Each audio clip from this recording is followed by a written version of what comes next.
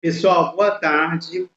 Vamos fazer mais uma correção da atividade, tá? Relacionada lá ao portal da disciplina de Fundamentos de Enfermagem, que é Práticas de Enfermagem.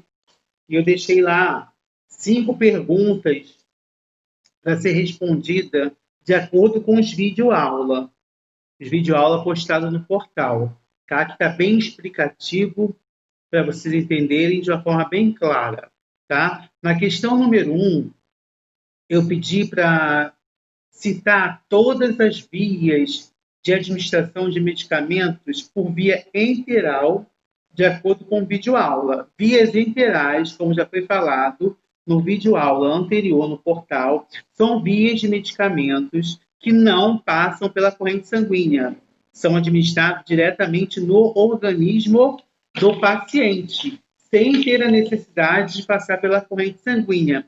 Primeiro é absorvida pelo organismo, o medicamento é metabolizado pelo fígado e depois é distribuído na corrente sanguínea, tá? E toda a medicação é excretada pelo sistema urinário e digestório, que é o intestino grosso, tá?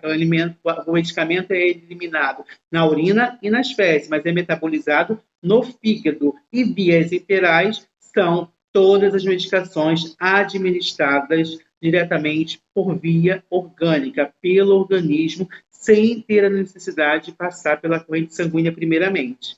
Depois que passa, então, primeiro vai pelo organismo. Nós temos várias vias enterais. Nós temos a via ocular, que são os olhos, otológica, que é o ouvido, nasal, que é a narina, via oral, que é pela boca, que vai até o estômago, sublingual, que é embaixo da língua, via tópica, pomada na pele, tá? Ou cobertura aplicada em um curativo, via vaginal, que é a administração de pomadas vaginais para corrimento, e via retal, que é a aplicação de supositório. Essas são as vias enterais. São os medicamentos administrados diretamente pelo organismo, via ocular, colírio nos olhos, via otológica, medicamento para dor no ouvido, para que é a otalgia, medicamento para otite, inflamação no ouvido, via nasal, nebulização, oxigenoterapia, colírio no nariz para congestionamento nasal, via oral, os comprimidos engolidos, cápsula, engolidos por via oral, sublingual, medicamento abaixo da língua, onde o medicamento é dissolvido pelas glândulas salivares, tá? Via tópica, pomada, via vaginal, aplicação de medicamentos por via vaginal, pomada vaginal para corrimento, via retal, aplicação de supositório, tudo isso é via enteral. Essas são as vias enterais. E dessas vias enterais, a mais rápida sempre vai ser a sublingual, que é de escolha do médico em caso de emergência. Todo medicamento na emergência por via enteral é feito pela via sublingual. A gente coloca o comprimido debaixo da língua, a ação é mais rápida, o medicamento é dissolvido pelas glândulas salivares e tem uma ação imediatamente no nosso corpo. Então, se o paciente chegar na emergência com uma crise hipertensiva, uma crise de angina, de infarto, por exemplo, o medicamento, o comprimido, é colocado abaixo da língua para que ocorra a ação mais rápida no organismo. Então, vias enterais são medicamentos administrados no organismo primeiramente, depois é distribuído na corrente sanguínea. Não esqueça que todo medicamento é metabolizado pelo fígado e excretado pela urina e pelas fezes. E nós temos aí via ocular, via otológica, via nasal, via oral, via sublingual, via tópica, vaginal e retal. Temos 8 vias enterais. Dessas 8 vias enterais, a mais rápida sempre vai ser a sublingual, tá? Também coloquei lá, a segunda questão fala, responda o significado das siglas abaixo, na número 2. A número 2 nada mais é do que fala sobre as siglas das medicações administradas por vias parenterais. Vias parenterais é todo medicamento administrado na corrente sanguínea. Então, você tem lá IM, intramuscular, medicamento administrado no músculo.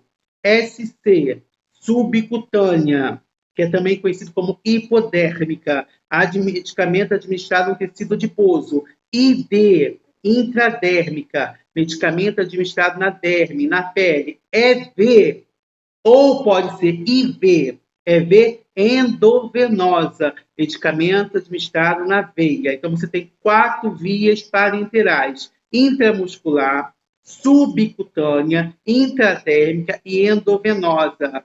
Todas são administradas por meio de uma agulha de forma injetável, que vai primeiramente pela corrente sanguínea. E das vias parenterais, a criação mais rápida no corpo, que tem a necessidade de ser diluída com água destilada ou soro fisiológico e aplicado lentamente, é a via endovenosa ou intravenosa. Essa era a questão da número 2. A número 3, cite os 9 certos para a administração de medicamento.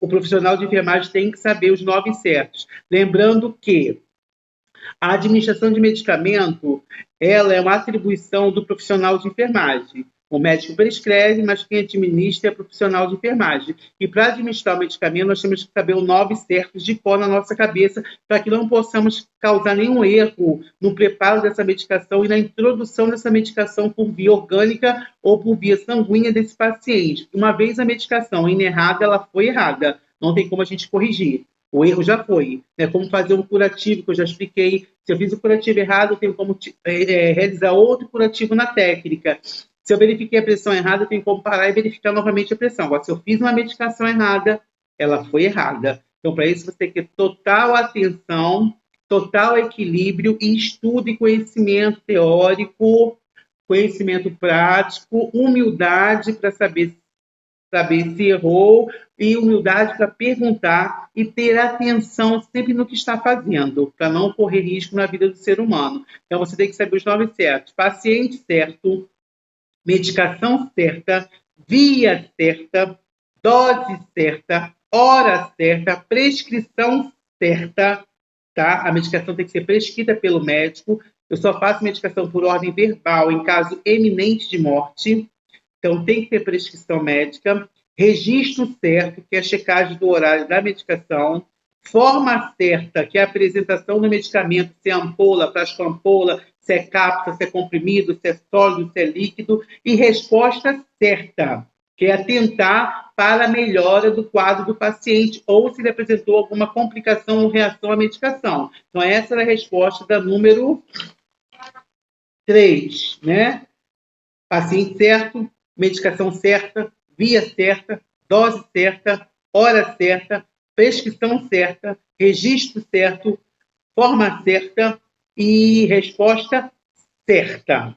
Essas eram as respostas da questão número 3. Agora, número 4, cite 3 cuidados no preparo de medicação conforme o videoaula. Eu pedi 3, mas tem vários cuidados no preparo da medicação. Primeiramente, sempre lave as mãos antes de preparar qualquer medicação. Uso do EPI sempre que necessário. Nunca deixe de preparar uma medicação, seja ela interal ou parenteral, sem uso de luva de procedimento. Confira sempre o rótulo da medicação. Leia com atenção a prescrição médica e o rótulo da ampola ou do frasco ampola. Antes de retirar o frasco ampola ou a ampola do armário ou do carrinho de parada, preste atenção no que está dizendo no rótulo da ampola, a validade da medicação, tá? A aspiração da medicação de forma técnica. Não faça a medicação se você não viu preparar, se não foi você que preparou, ou se você desconfia do conteúdo daquela medicação, é mais fácil você desprezar e preparar outra medicação. Sempre preste atenção nos 9 certos para não haver erro. Mas o importante é sempre lavar as mãos, usar o EPI se necessário. Nunca deixe de preparar medicação sem máscara, sem uso de luva de procedimento, tá? Sempre se identificar para o paciente, sempre explicar para o paciente que procedimento que está sendo feito, que medicação é aquela e para que serve aquela medicação. Se você está com dúvida, você pergunta. Melhor do que você fazer errado, tá?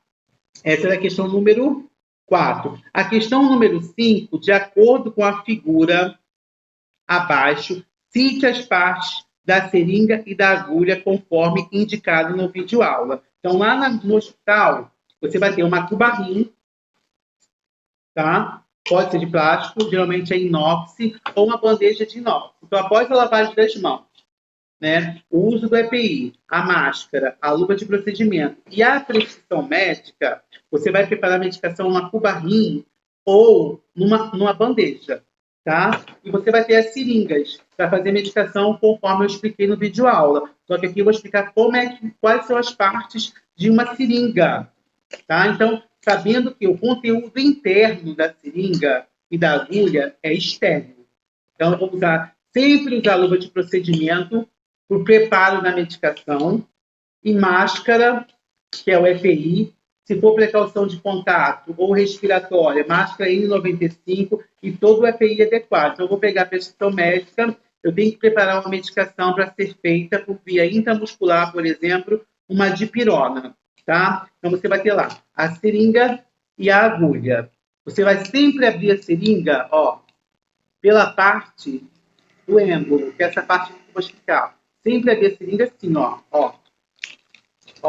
Abriu aqui, ó, sem encostar, ó, e joga na cubarrinha. Descarta o papel. Pega a agulha, ó. Você vai ver aqui essa separação, ó, da agulha, do papel e do plástico. Ó, aqui, ó, separado, ó. Tá separado, ó, papel e plástico. Você vai abrir da mesma forma, ó. Pronto, caiu, espera. Aí você tem lá a seringa e você tem a agulha, tá? Você vai conectar aqui, ó. E você vai aprender. Ó, essa parte aqui da abertura, ó, essa parte aqui da abertura da agulha é chamado de bisel. Ó, essa parte aqui, ó. A parte da agulha, essa abertura aqui, dá para ver direitinho, ó. É chamado de bisel, que é o buraquinho da agulha. Bisel, tá? Aqui nós temos a parte metálica, chamada de haste. E aqui a parte de plástico da agulha, nós temos o canhão. Então, bisel, abertura da agulha. Haste, que é a parte do corpo da agulha.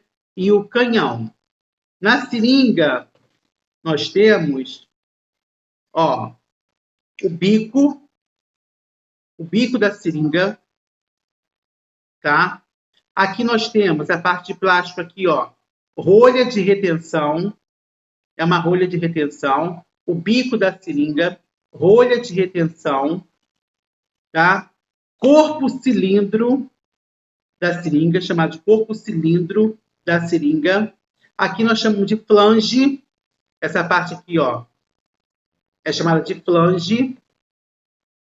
E essa parte aqui, ó, que aspira e introduz a medicação no corpo, é chamado de êmbolo. Então, tem um êmbolo, flange, cilindro, corpo cilindro da seringa. Essa parte de plástico aqui, ó, preta, é chamada de rolha de retenção, o bico da seringa. Na agulha eu tenho haste,